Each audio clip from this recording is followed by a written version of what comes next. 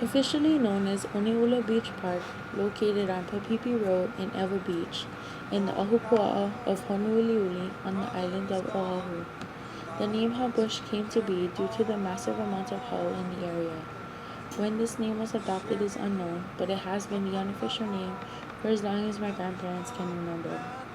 Hau Bush is well known for surfing, fishing, camping, and many years ago it was a prime spot for lemur. However, today is different than what it once was, and majority of the ecosystems have diminished due to the current development of Huakale.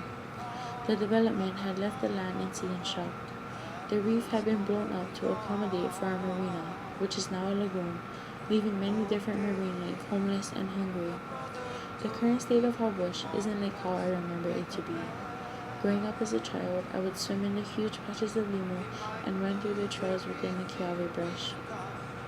My parents also grew up at Hau Bush and often retell their stories of going west into the bushes to see the heiau and collect water from the spring.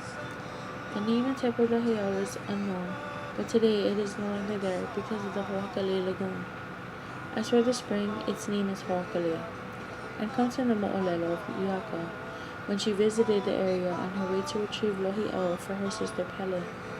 It is said that when she went to pick lehua, she saw her reflection in the water of the spring. There were 2 lehua trees, one on each side, completely covered with blossoms. After she picked the lehua, she made herself a lei and continued on her journey towards Pu'uloa, making sure to avoid the shore of Kaupe'a. In my younger years, when Hau Bush still had limu, my Uncle Henry asked me if I wanted to help him propagate from Hau Bush to Barbers Point. After we attempted to plant the limu, we realized that only few had survived. The hydrology of the water was starting to change. I was young and unknowing of the minimal development that had been occurring in order to build Ocean Point. This is the cause of the change in the water. It was at this time that I had been told stories of the coral caves. It is known as the Ewa Karst today. The karst used to have holes all over where fish and sharks would gather. Mike Lee, a native Hawaiian culture practitioner, states that mountain water and rainfall streams flow directly through the caves and into the shore and reef system, affecting the health and pollution of these traditional Hawaiian resources, which are also not only are these caves home to animals, but the living have been laid to rest in these caves. Mike Lee talks of his genealogical ties to the kupuna, whose iwi still reside in the caves below. He has filed lawsuits against Alseco because of this and won. The developer has decided to preserve certain parts of the area, but the development surrounding these areas are affecting the entire coastline still.